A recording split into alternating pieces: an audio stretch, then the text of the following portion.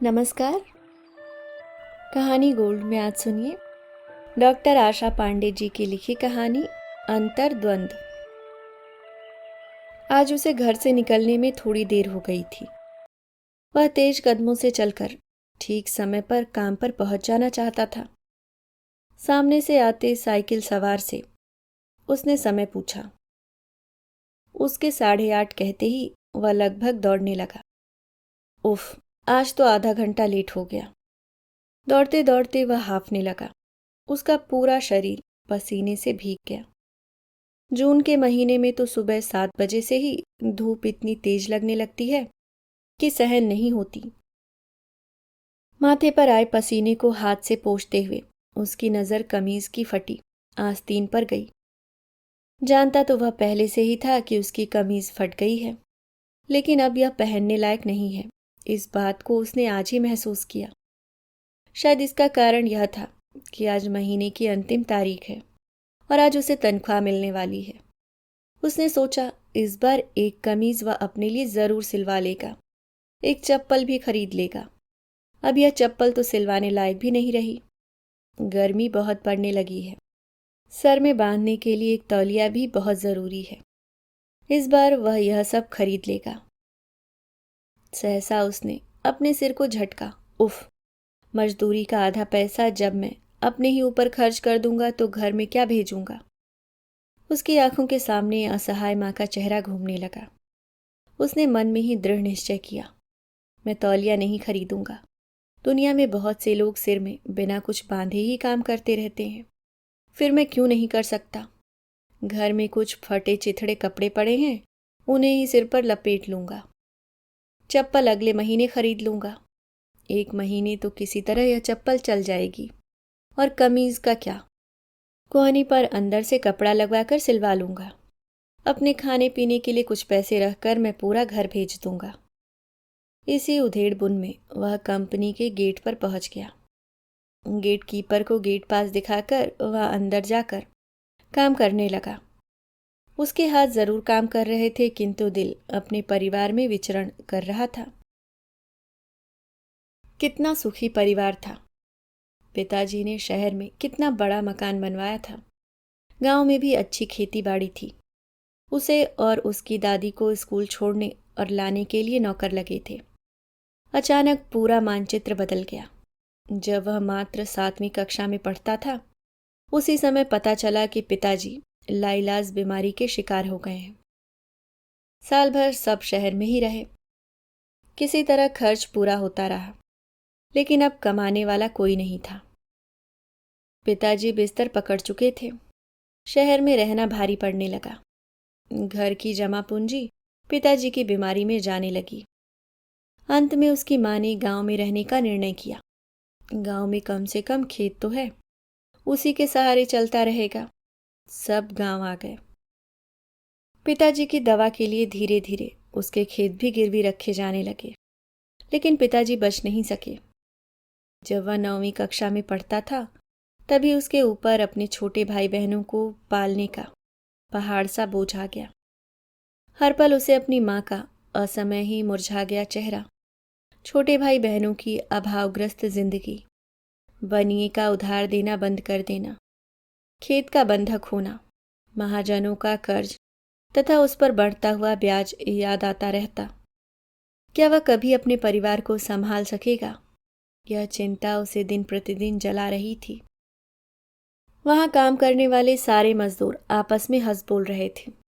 तनख्वाह का दिन था ना, इसलिए आज सभी कुछ अधिक खुश थे। लेकिन वह बहुत कम बोल रहा था। उसे पूरी दुनिया वीरान लग रही थी। साथियों को हंसता देख उसका सिर शर्म से झुक जाता था। चेहरा दयनीय हो जाता था। उसे लग रहा था कि सब उसकी दीनता का मजाक उड़ा रहे हैं। वह सुबह से चुपचाप गिट्टी फोड़ रहा था। 1:30 बज रहे थे। सारे मजदूर ऑफिस में जाकर अपना अपना हिसाब ले रहे थे, लेकिन उसे जैसे कुछ होश ही नहीं था। अंत में बड़े बाबू ने आवाज लगाई, अरे भाई शंकर, तुम भी आकर अपना हिसाब ले लो। और सुनो, आज दूसरी मीटिंग काम बंद रहेगा। सुन रहे हो ना?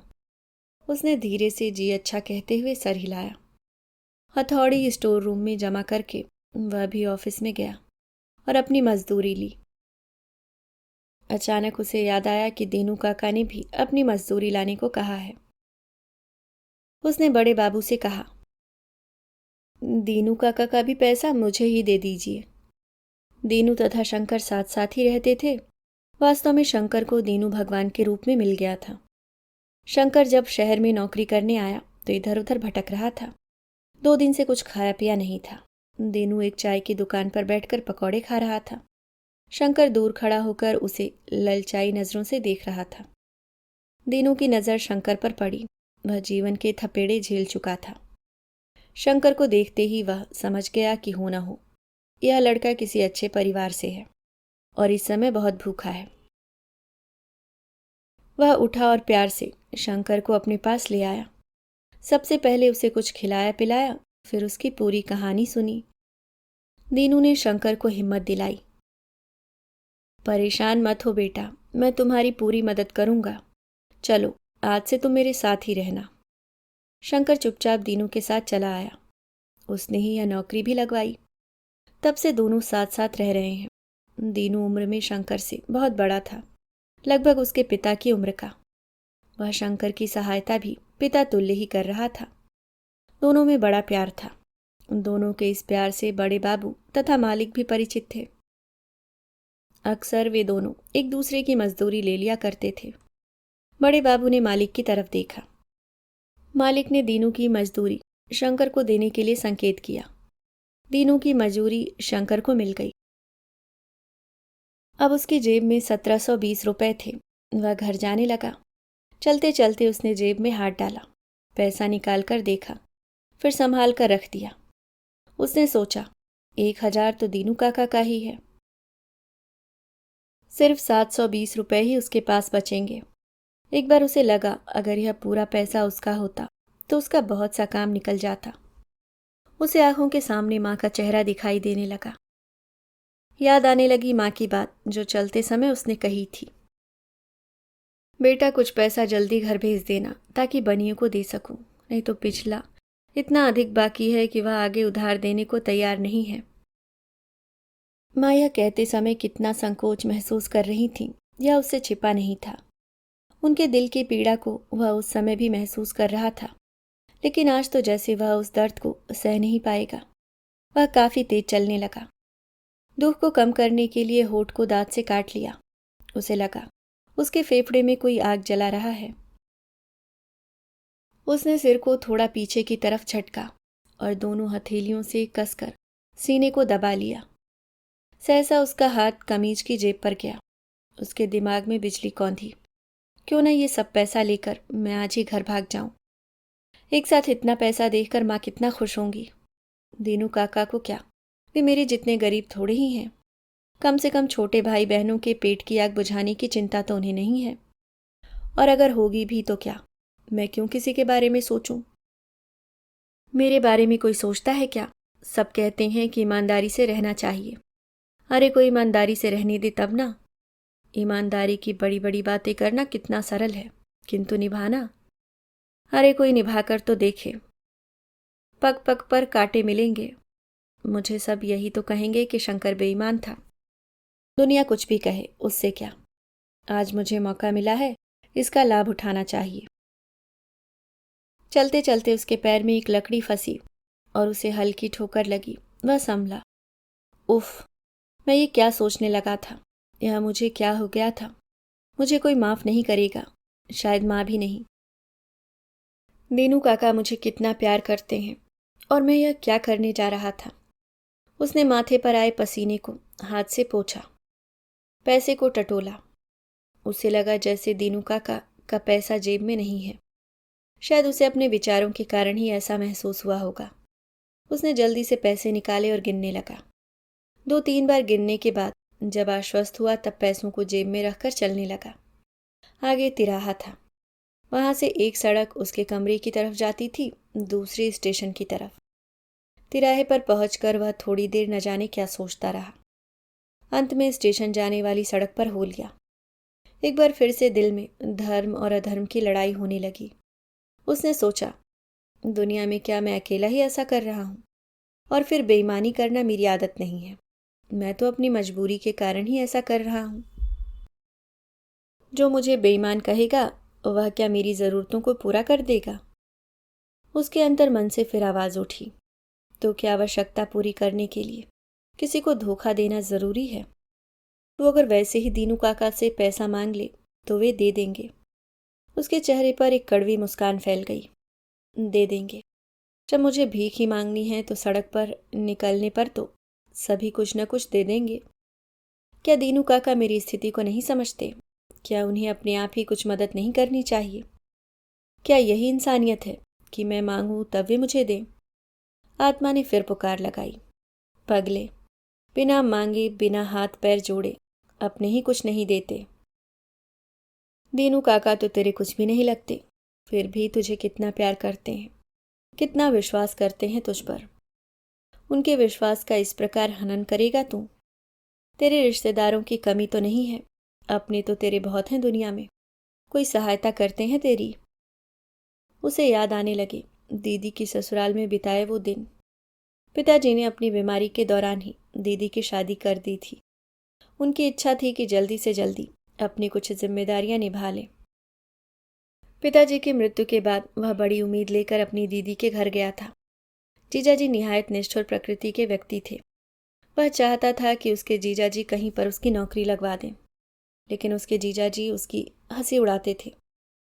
जान न जहान चले हैं नौकरी करने, कौन सी नौकरी करोगे? तुम्हें लेकर जहां जाऊंगा क्या कहूंगा कि यह फटीचर मेरा साला है? इसे नौकरी दे दो, मुझे अपनी बदनामी नहीं करनी है। यहाँ आए हो घूम फिर लो और लौट जाओ। उस दिन जीजाजी के ऑफिस जाने के बाद असहाय दीदी कितना रोई थी। उसे पता चल गया था कि उसकी दीदी कितनी विवश है और किस तरह की जिंदगी जी रही हैं। उसने यह भी जान लिया था कि उसके वहां रहने की वजह से दीदी को बहुत कुछ सुनना पड़ता है। उसने यह भी जान लिया था कि उसके वहां रहने की वजह से दीदी को बहुत कुछ सुनना पड़ता है। एक दिन वह दीदी को बिना कुछ बताए ही भाग आया था। उसके बाद यहाँ उसे दीनू काका का संरक्षण मिला था। आज वह उन्हीं दीनू काका के विश्वास का गला घोटने जा रहा था। नहीं, मैं ऐसा नहीं करूँगा, कभी नहीं करूँगा, कहते हुए वह तेज कदमों से घर की तरफ चल दिया। उसे डर था कि धीरे चलने पर कहीं फिर से कोई कुविचार उसके मन में न आ जाए। वह दौड़ने लगा। दौड़ते हुए ही वह घर पहुंचा। उसने देखा दीनू काका उसका ही इंतजार कर रहे थे। उसे देखते ही बोल पड़े, इतनी देर क्यों हो गई बेटा? मुझे तो चिंता होने लगी थी। अच्छा चलो, अब जल्दी से हाथ पैर धोकर कुछ खा लो। मैंने आज कढ़ी बनाई है, तुम्हें बहुत पसंद है ना, इसलिए। दीनू काका की स्नेह सिक्त बातें उसे झकझोर रही थीं। उसने जेब से पूरा पैसा निकाला और दीनू काका को देकर उनके सीने से लिपटकर रोने लगा। दीनू काका को आश्चर्य हुआ, किंतु वह बिना कुछ बोले अनवरत रोता ही रहा। पश्चाताप मिटने तक, हृदय की कालिमा धुलने तक। अभी आप सुन रहे थे आशा पांडे जी की लिखी कहानी अंतर्द्वंद।